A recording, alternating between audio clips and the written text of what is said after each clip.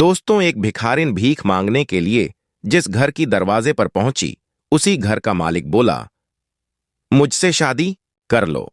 दोस्तों, आज की कहानी एक ऐसी महिला की है जो कभी सड़कों पर भटकती थी, पेट भरने के लिए दर दर हाथ फैलाती थी। भूख, बेबसी और अकेलेपन ने उसे तोड़ने की कोशिश की, लेकिन उसने हार नहीं मानी। किस्मत ने उसे उसी घर की मालकिन बना दिया जहां कभी उसने एक रोटी भीख मांगकर खाई थी। दोस्तों, याद रखना, किसी के लिए भी एक पक्का घर बस ईंट पत्थर की दीवारें हो सकती हैं, लेकिन किसी के लिए वह आबरू, पहचान और एक नई शुरुआत की उम्मीद होती है। घर की कमी सिर्फ छत की कमी नहीं होती, बल्कि एक सुरक्षित जीवन की कमी होती है। और जब एक महिला अकेली हो, गरीबी में घिरी हो, तब यह संघर्ष और भी कठिन हो जाता है। आज की यह सच्ची कहानी एक छोटे से गांव से की है, जहां एक साधारण सी महिला ने समाज की बेड़ियों, गरीबी की जंजीरों और अपमान की अग्नि से गुजरते हुए अपने लिए एक नया रास्ता बनाया था। क्या था उस कहानी का रहस्य? आइए जानते हैं। दोस्तों, कहानी की शुरुआत होती है एक भिखारण स्त्री से। गांव की एक पतली सी पगडंडी पर दोपहर की तेज धूप में एक 27 साल की महिला थकी हुई, कांपते कदमों से आगे बढ़ रही थी। उसके चेहरे पर थकान साफ झलक रही थी। आंखें ढंसी हुई, गाल सूखे और कपड़े धूल से सने हुए थे। वह पिछले कई दिनों से भूखी थी और अब बस एक रोटी की आस में दर दर भटक रही थी। इधर उधर कई घरों के दरवाजे खटखटाने के बाद वह एक पक्के मकान के गेट के सामने आकर रुकती है। उसके चेहरे पर लाचारी थी, लेकिन आवाज में अब भी उम्मीद बाकी थी। उसने कांपती आवाज में पुकारा, कोई है क्या अंदर? प्लीज मुझे कुछ खाने को दे दीजिए, मैं 3-4 दिन से भूखी हूं। कुछ देर तक वह एक ही बात दोहराती रही, लेकिन अंदर से कोई जवाब नहीं आया। खामोशी और सुनी दीवारें उसे वापस लौट जाने का इशारा कर रही थीं। वह उदास होकर पलटने लगी। तभी अचानक उसके पीछे से किसी पुरुष की आवाज आई, अरे रुकिए बहन जी, मैं बाथरूम में था, इसीलिए बाहर आने में देर हो गई। उसने तुरंत पलटकर देखा। सामने एक व्यक्ति खड़ा था, साफ कपड़े पहने, चेहरे पर हल्की मुस्कान, उम्र लगभग 32 साल। उसका नाम संजय था। वह महिला को ध्यान से देखने लगा, जैसे कहीं उसे पहले देख चुका हो। महिला अब भी वही बात दोहराती है, मैं बहुत भूखी हूं साहब, कुछ खाने को दे दीजिए, 2-3 दिन से कुछ नहीं खाया है। संजय उसकी तरफ देखते हुए थोड़ा रुका, फिर गंभीरता से बोला, मुझे लग रहा है कि मैंने तुम्हें पहले कहीं देखा है। महिला हल्का सा हंस पड़ी, बोली, साहब आपने कहां देखा होगा मुझे?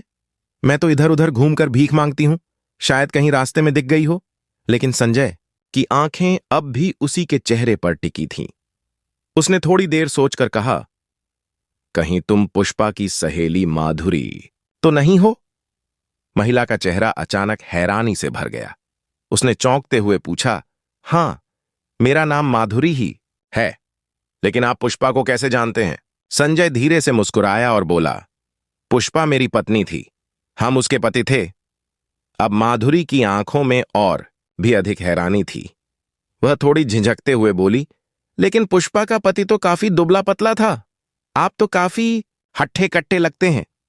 संजय हंसते हुए कहता है, समय और खान पान से सब बदल जाता है, शरीर भी और हालात भी। दोस्तों, अब तो माधुरी की आंखों में अपने पुराने दिनों की चमक लौट आई थी। उसने उत्साहित होकर संजय से कहा, अगर पुष्पा अंदर है तो प्लीज उसे बाहर बुलाइए, मैं उससे मिलना चाहती हूं, कुछ बातें करना चाहती हूं। लेकिन संजय का चेहरा अचानक बुझ गया। उसकी आंखों की हल्की चमक भी मंद पड़ गई। वह एक गहरी सांस लेकर उदास स्वर में बोला, पुष्पा तो अब इस घर में नहीं है, वो मुझे बहुत पहले छोड़कर जा चुकी है। माधुरी हक्की बक्की रह गई। उसने चुपचाप कुछ पल संजय की आंखों में देखा, फिर धीमे से पूछा, पर ऐसा क्या हुआ कि उसने तुम्हें छोड़ दिया? संजय ने कुछ क्षण के लिए सिर झुका लिया, फिर एक लंबी सांस भरकर बोला, वह किसी और लड़के से प्यार करती थी और एक दिन चुपचाप उसी के साथ भाग गई। मैंने बहुत कोशिश की उसे रोकने की, समझाने की, लेकिन वह तो दिल से पहले ही किसी और की हो चुकी थी। अब इस घर में सिर्फ मैं और मेरा छोटा भाई रहते हैं। माँ बाप तो पहले ही हमें छोड़ चुके थे। माधुरी चुपचाप सुनती रही। अब उसके चेहरे की उम्मीद भरी मुस्कान भी ढल चुकी थी। बचपन की सहेली के ऐसे अंत की उसने कभी कल्पना नहीं की थी। वह सोच रही थी, जो महिला कभी उसकी हंसी ठिठोली का हिस्सा थी, वह इतनी बड़ी गलती कर गई। संजय ने उसकी खामोशी भांप ली। वह थोड़ा मुस्कुराया और बोला, यही वजह थी कि मैं तुम्हें पहचान गया। जब मैं पुष्पा को उसके मायके मनाने जाता था, तुम वहां होती थीं। उस समय तुम बहुत हंसमुख और चंचल थीं। अक्सर मुझे चिढ़ाया करती थीं। शायद इसलिए तुम्हारा चेहरा अब भी याद रह गया। माधुरी हल्का सा मुस्कुराई, लेकिन उसकी आंखें अब भी नम थीं। उन पुरानी बातों की स्मृतियां उसे रोने से नहीं रोक पाई। संजय ने उसकी हालत देखी तो उसकी तरफ सहानुभूति से देखते हुए बोला, छोड़ो ना माधुरी, पुरानी बातें सोच सोच कर क्या दुखी होना। ये बताओ, मैंने सुना था कि तुम्हारी शादी हो चुकी है, फिर अब तुम इस हालत में भीख मांगती हुई। माधुरी की आंखों से आंसू बह निकले। वह फूट फूट कर रोने लगी। इतना दर्द शायद उसने सालों से अपने भीतर दबा रखा था, और आज अचानक कोई उस दर्द के बारे में पूछ बैठा तो रोते हुए वह अपनी कहानी बयां करने लगी। माधुरी की आंखों से बहते आंसू अब उसकी आवाज में भी झलकने लगे। भारी गले से वह संजय को अपनी दुख भरी कहानी सुनाने लगी। कहने लगी, हां संजय, कुछ समय पहले मेरी शादी हो गई थी, लेकिन उस शादी ने मुझे खुशी नहीं दी, सिर्फ जख्म दिए। मेरा पति हर छोटी छोटी बात पर गुस्सा करता, मारपीट करता था। दिन रात मेरी जिंदगी किसी कैद से कम नहीं थी। कुछ पल रुक कर वह आगे बोली, आखिरकार मैंने तंग आकर मायके लौट आने का फैसला किया। सोचा कुछ समय मां पापा के साथ रहूंगी तो मन को सुकून मिलेगा, लेकिन वहां से लौटने के कुछ ही दिन बाद उसने मुझे तलाक भेज दिया, जैसे मैं कभी उसकी जिंदगी का हिस्सा ही नहीं थी। माधुरी की आंखें भर आई, आवाज और भी धीमी हो गई। तलाक के बाद मैं अपने माता पिता के पास रहने लगी, पर यह सुकून भी ज्यादा दिन नहीं रहा। कुछ ही महीनों में मेरे माता पिता भी चल बसे। अब उसकी आंखों में सिर्फ दर्द नहीं था, अकेलापन भी था। माता पिता की मौत के बाद मैंने सोचा था कि कम से कम मेरा भाई और भाभी मुझे अपनाएंगे, पर उन्होंने भी मुझे बोझ समझा। तानों से मेरी आत्मा को कुचला और हर बात में अपमानित किया। मैं टूट चुकी थी, और एक दिन चुपचाप वो घर भी छोड़ दिया। माधुरी अब भी कुछ कह रही थी, लेकिन जैसे हर शब्द उसके दिल से निकल रहा था। यहां आकर मैं किसी तरह काम की तलाश करने लगी, पहले कुछ दुकानों में, फिर कंपनियों में, लेकिन जहां भी जाती लोग मेरी मजबूरी का फायदा उठाना चाहते। कोई मेरी मेहनत नहीं, सिर्फ मेरी मजबूरी देखता। अब उसकी आवाज एकदम धीमी हो गई।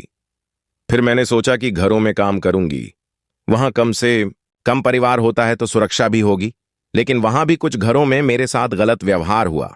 अंत में मजबूर होकर मैंने हाथ फैलाना सीख लिया, भीख मांगने लगी। संजय चुपचाप सुन रहा था। अब उसके चेहरे पर भी संवेदना की लकीरें उभर आई थीं। माधुरी की आंखें डबडबाई हुई थीं, पर उसने खुद को थोड़ा संभाला और बोली, अब एक छोटा सा किराए का कमरा है, वहीं रहती हूं, अकेली हूं, लेकिन किसी का एहसान नहीं लेती। बस जो मिल जाता है उसी में गुजारा करती हूं। इतना कहकर माधुरी चुप हो गई, लेकिन उसकी खामोशी में भी बहुत कुछ बोलने को था। संजय अब खुद को रोक नहीं सका। उसकी आंखों से भी आंसू निकल पड़े। वह फूट फूट कर रोने लगा, जैसे माधुरी का दर्द उसका अपना हो। कुछ देर बाद दोनों शांत हुए। फिर संजय ने थोड़ी हिचकिचाहट के साथ कहा, माधुरी, अगर बुरा ना मानो तो मैं तुमसे कुछ कहना चाहता हूं। माधुरी ने उसकी ओर देखा और धीरे से कहा, हां बोलो संजय, क्या कहना चाहते हो? संजय ने गहरी सांस ली और गंभीर स्वर में बोला, मुझे अच्छा नहीं लग रहा कि तुम भीख मांगकर जिंदगी बिता रही हो। मैं चाहता हूं कि तुम आज से ही यह सब छोड़ दो। तुम्हारी हर जरूरत का ध्यान मैं रखूंगा। मेरी पत्नी मुझे छोड़कर चली गई और तुम्हारा भी अब कोई सहारा नहीं है। हमारे घर में कोई महिला नहीं है जो उसे संभाले। इसीलिए मैंने सोचा है, क्यों ना हम दोनों एक दूसरे का सहारा बन जाएं? क्या तुम मुझसे शादी करोगी? माधुरी यह सुनकर चौंक गई। उसने कुछ पल चुपचाप उसकी आंखों में देखा, फिर धीरे से बोली, अगर कभी तुम्हारी पत्नी लौट आई तो क्या तुम मुझे फिर से अकेला छोड़ दोगे संजय? मैं फिर से उस दर्द से नहीं गुजर सकती जिससे पहले गुजर चुकी हूं।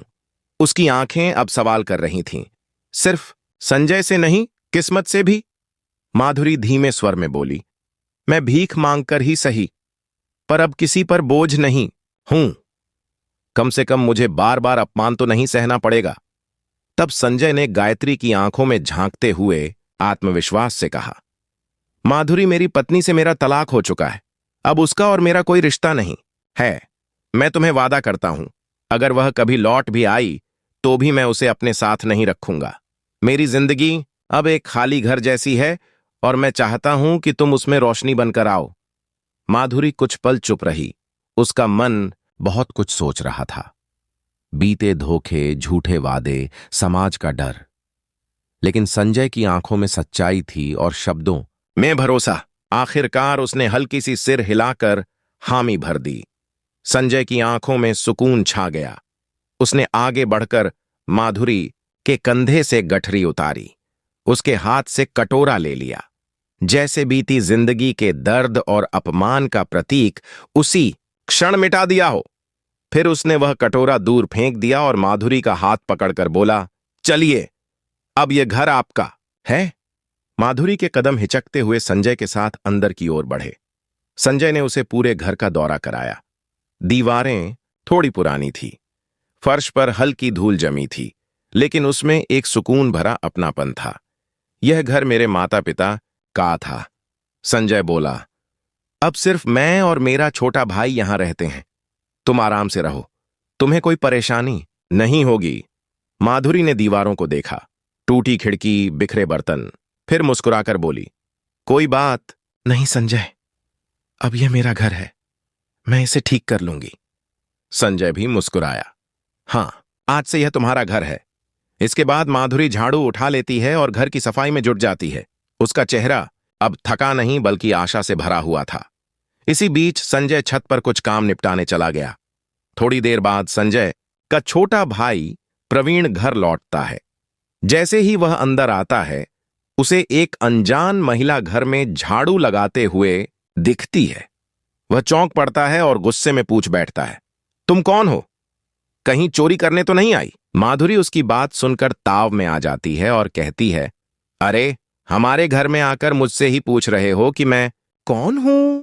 पहले यह बताओ, तुम कौन होते हो मुझसे यह सब पूछने वाले? प्रवीण को यह बात बहुत बुरी लगती है। वह गुस्से में माधुरी का हाथ पकड़कर उसे जबरदस्ती घर के बाहर खींचने लगता है।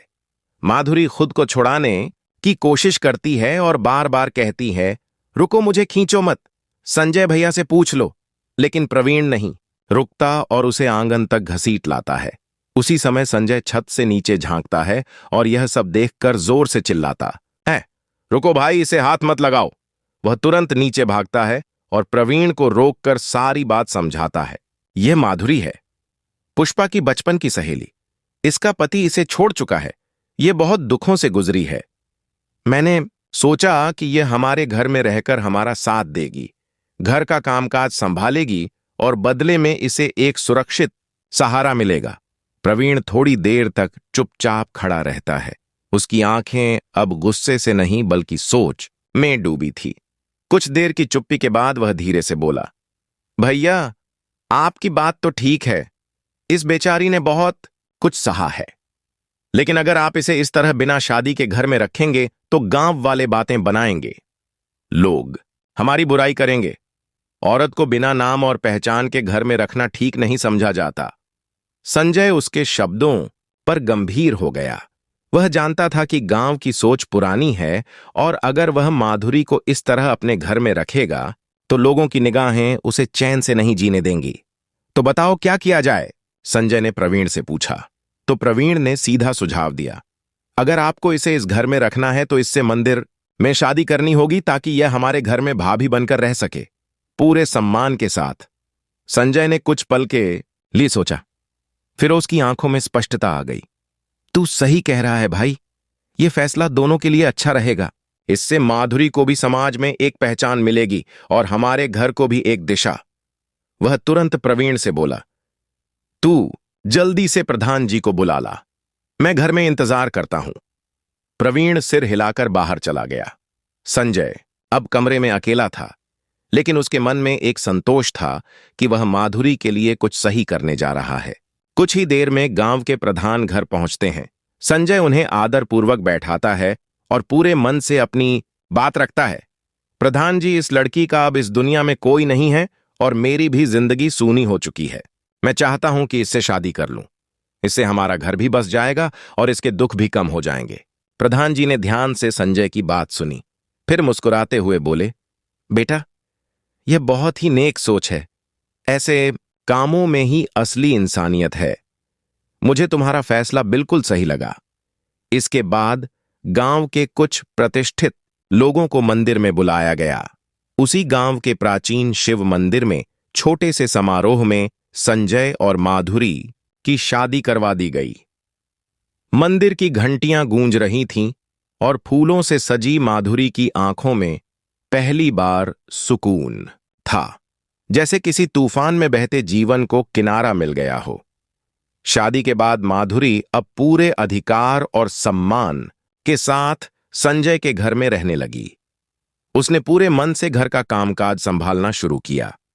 साफ सफाई, रसोई और हर कोने को सजा संवारना। घर में अब ना सिर्फ चमक आ गई थी, बल्कि एक नई ऊर्जा भी भर गई थी। समय बीतने लगा। माधुरी और संजय एक दूसरे को बेहतर समझने लगे और उनके बीच विश्वास गहराता गया।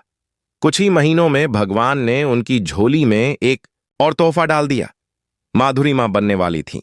जब बेटे का जन्म हुआ तो पूरा घर जैसे खुशियों से झूम उठा। संजय की आंखों में वह चमक लौट आई थी जो कभी पुष्पा के जाने के बाद बुझ गई थी। अब वह घर सिर्फ ईंट और दीवारों का ढांचा नहीं था, वह एक पूरा परिवार था। माधुरी पूरे मन से घर संभालती रही और संजय उसके हर कदम पर साथ खड़ा रहा। दोस्तों, माधुरी अब संजय की पत्नी बनकर पूरे सम्मान के साथ जी रही थी। घर सजा संवरा हुआ था, बच्चा मुस्कुराता था और जीवन में शांति लौट आई थी। लेकिन एक दिन शाम के समय माधुरी चुपचाप संजय के पास आई और बोली, अगर आपको किसी दिन थोड़ा समय मिले तो एक दिन मेरे लिए जरूर निकालना। संजय ने चौंक कर उसकी तरफ देखा। माधुरी कभी कोई मांग नहीं करती थी। ऐसे कहने पर वह थोड़ा हैरान हुआ। क्यों, क्या काम है तुम्हें? संजय ने पूछा। माधुरी ने हल्की मुस्कान के साथ जवाब दिया, काम क्या है यह मैं तुम्हें वहीं जाकर बताऊंगी, बस तुम्हें मेरे साथ चलना होगा। संजय उसकी भावनाओं को समझ गया। वह प्यार से बोला, मेरे पास तुम्हारे लिए तो पूरा समय है, जब भी जाना हो बताओ, खेती का काम तो चलता रहेगा। जरूरी नहीं कि मैं हर दिन खेत में ही रहूं। 2-3 दिन बीते। एक सुबह माधुरी अच्छे से तैयार हुई। साधारण लेकिन साफ सुथरे कपड़े, माथे पर छोटी सी बिंदी, चेहरे पर आत्मविश्वास। उसने संजय से कहा, आज चलना है और आपको भी तैयार होना होगा। संजय भी मुस्कुराते हुए तैयार हो गया। दोनों ने अपने बेटे को गोद में उठाया और घर से निकल पड़े। रास्ते में संजय पूछता रहा, अब तो बता दो हम जा कहां रहे हैं? माधुरी ने शांत स्वर में कहा, मुझे अपने मायके जाना है। मेरे भैया भाभी ने जिस तरह से मुझे अपमानित किया था, आज मैं उन्हें दिखाना चाहती हूं कि जिस बहन को उन्होंने तिरस्कृत किया था, वही बहन आज सम्मान के साथ जी रही है। ऊपर वाले ने मुझे गले लगाया है और अब मैं उन्हें बता देना चाहती हूं कि मैंने हार नहीं मानी। संजय ने उसकी बात ध्यान से सुनी और सिर हिलाया। गांव पहुंचते ही माधुरी अपने पुराने घर के सामने खड़ी हो गई। वहीं दरवाजा, वहीं आंगन, लेकिन अब उसकी आंखों में डर नहीं, आत्मविश्वास था। वह जोर जोर से अपने भैया और भाभी को आवाज देने लगी। कुछ ही देर में आसपास के लोग भी इकट्ठा हो गए, पड़ोसी, बच्चे और जान पहचान वाले। दरवाजे से ही माधुरी बोलने लगी, भैया देख लीजिए, आपने कभी मुझे खाने के 1-2 निवाले के लिए ताने मारे थे, मुझे बोझ समझा था, घर से निकाल दिया था, लेकिन भगवान ने मुझे कभी नहीं ठुकराया। आज मैं एक अच्छे घर की बहू हूं, एक मां हूं और सम्मान से जी रही हूं। उसकी आवाज में कंपी नहीं थी, बल्कि आत्मबल था। आपने एक बार भी मुड़कर नहीं देखा कि मैं जिंदा भी हूं या नहीं, लेकिन आज मैं खुद चलकर आई हूं, बताने कि मुझे ठुकराने से मेरी जिंदगी खत्म नहीं हुई, बल्कि और निखर गई। वह कुछ देर रुकी, फिर नम लेकिन दृढ़ स्वर में बोली, अगर कभी जिंदगी में आपको किसी चीज की जरूरत हो तो बेहिचक मेरे दरवाजे आ सकते हो, क्योंकि मैं अब वही बहन नहीं रही जो चुपचाप सहती थी। मैं अब वह महिला हूं जिसने अपना जीवन फिर से खड़ा किया है। संजय उसके पास खड़ा था, गर्व से मुस्कान के साथ। इधर आसपास के लोग भी सब कुछ सुन रहे थे। सबको पहले से पता था कि माधुरी को कैसे सताया गया था। अब जब उन्होंने माधुरी को इस रूप में देखा तो उनकी आंखों में सम्मान था। उसके भैया भाभी का चेहरा शर्म से झुक गया था। ना कोई शब्द बचा था, न सफाई। माधुरी के बोल अब हवा में गूंज चुके थे। आसपास खड़े लोग जो पहले बस तमाशबीन थे, अब उसकी बातों से भावुक हो उठे थे। सभी को पता था कि इस लड़की के साथ उसके अपने ही घरवालों ने कितना अन्याय किया था, और गांवों में तो अक्सर पड़ोसी ही सबसे ज्यादा जानकार होते हैं, कभी मददगार, कभी आलोचक। माधुरी के भैया भाभी अब भी दरवाजे पर खामोश खड़े थे, सिर झुका हुआ, चेहरे पर ग्लानि की लकीरें। वहीं पड़ोसी जो पहले माधुरी को उपेक्षा से देखते थे, अब उसके साहस पर गर्व कर रहे थे। तभी उनमें से एक बुजुर्ग महिला आगे आई और बोली, बेटी आजा तू हमारे घर पर। कोई बात नहीं, तेरे भैया भाभी तो वैसे ही हैं, हम तुझे अपना मानते हैं। एक दो और महिलाएं भी बोल उठीं, तू अब अकेली नहीं है माधुरी, हम सब तेरे साथ हैं, तू हमारी बेटी जैसी है। लेकिन माधुरी ने बहुत ही विनम्रता से सिर हिलाते हुए कहा, नहीं माई, जब मेरे अपनों ने ही मुझे नहीं अपनाया तो मैं दूसरों के घर में भला किस हक से रहूं। अब मेरा अपना घर है, मेरा परिवार है, और मैं वहीं लौटूंगी। उसकी बात सुनते ही वहां मौजूद सभी लोगों के चेहरों पर सन्नाटा छा गया। किसी के पास उसकी दृढ़ता का जवाब नहीं था। माधुरी ने एक बार फिर संजय का हाथ थामा और धीरे धीरे घर की ओर चलने लगी। दोनों पति पत्नी अपने छोटे बेटे के साथ वापस अपने घर लौट आए, उस घर में जहां अब कोई दया नहीं, बल्कि आत्मसम्मान और सच्चे रिश्तों की नींव थी। समय के साथ माधुरी ने उस घर को मंदिर जैसा बना दिया। वह ना केवल अपने पति और बेटे का ख्याल रखती, बल्कि प्रवीण यानी अपने देवर को भी एक मां जैसा स्नेह देती। उसका व्यवहार इतना मधुर और सहयोगी था कि घर में हर कोई उसे दिल से सम्मान देता। दोस्तों, यह कहानी सिर्फ माधुरी की नहीं है, यह उन लाखों महिलाओं की कहानी है जो कभी हालातों से हार जाती हैं, लेकिन फिर भी उठ खड़ी होती हैं, जो अपनों की बेरुखी झेलती हैं, लेकिन फिर भी अपने आत्मसम्मान को मरने नहीं देती। यह कहानी हमें याद दिलाती है कि किसी की राय से आपकी कीमत तय नहीं होती। अगर खुद पर विश्वास है तो कोई भी तूफान आपको हिला नहीं सकता। समाज भले ताने मारे, लेकिन आपका आत्मसम्मान सबसे ऊंचा होना चाहिए। तो अगर कभी जीवन में मुश्किलें आए तो यह याद रखना, आपके भीतर एक ऐसी ताकत है जो हालातों से बड़ी है।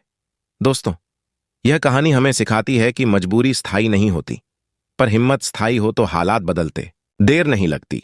अगर आपको यह कहानी थोड़ा भी पसंद आई हो तो कृपया लाइक करें, और यदि आप हमारे चैनल पर नए हैं तो चैनल को सब्सक्राइब करें, और कहानी कैसी लगी कमेंट में जरूर बताएं। मिलते हैं दोस्तों अगले वीडियो में एक नई कहानी के साथ, तब तक के लिए धन्यवाद।